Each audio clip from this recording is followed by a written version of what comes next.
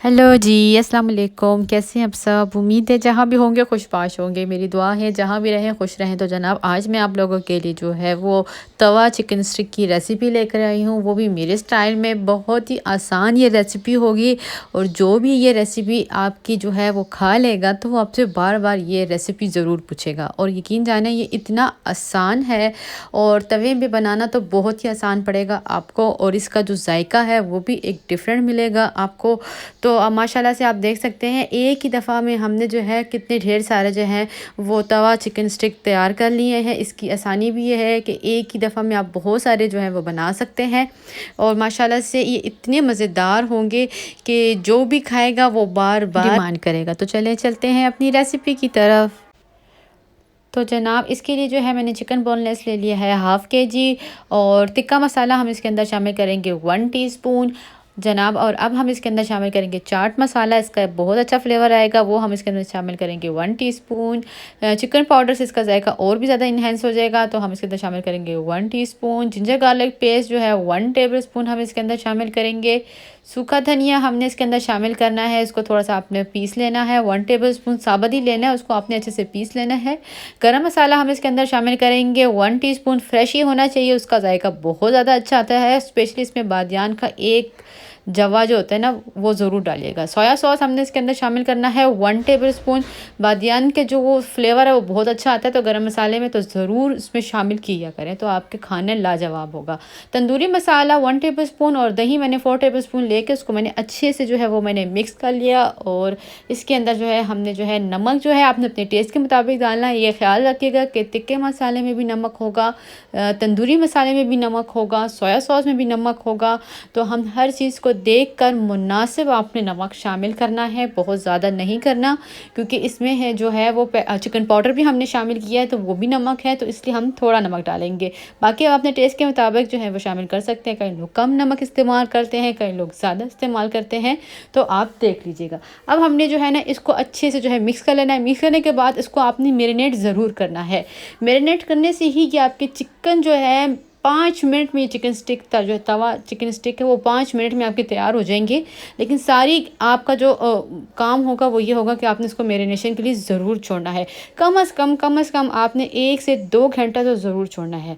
तो कुछ जो है मैं जो है आपको बता दूंगी, जिसके अंदर हम थोड़े से जो हैं वो डालेंगे कैप्सिकम, टोमेटो, ऑनियन। इसको चॉप करके आपने जो है अच्छे से जो है वो काट लेना है और इसमें ही डाल दे तो वेल एंड गुड।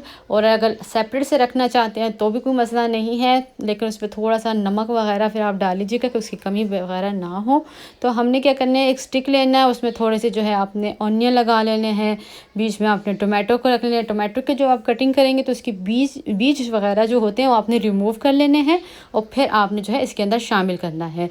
तो जैसे आप बेहतर समझते हैं, बीच में आप शिमला मिर्च लाते हैं, सेंटर में लाते हैं, ज़्यादा लाते हैं, 2 बोटियाँ रखते हैं, 3 बोटियाँ के रखते हैं, ये आप अपने हिसाब से देख लें। स्टिक आपके पास होनी चाहिए, क्योंकि तवा चिकन स्टिक हम बना रहे हैं, तो इसमें अगर स्टिक नहीं होगी तो फिर ये तवा चिकन स्टिक कैसे बनेगा।